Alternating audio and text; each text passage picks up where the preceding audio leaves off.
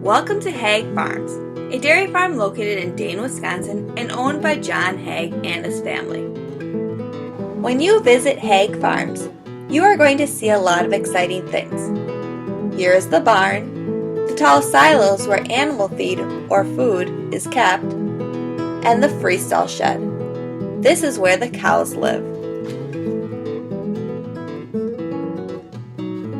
You will get to see calves, which are the babies,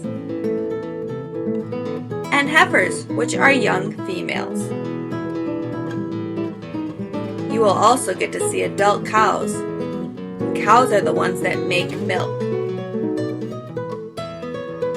During your farm visit, you will have the opportunity to see the milking parlor, which is where the cows get milked.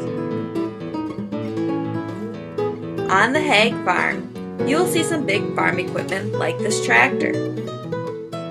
Your day on the farm will be filled with adventure, as you will get to see other animals, including rabbits, horses, chickens, pigs, and so much more.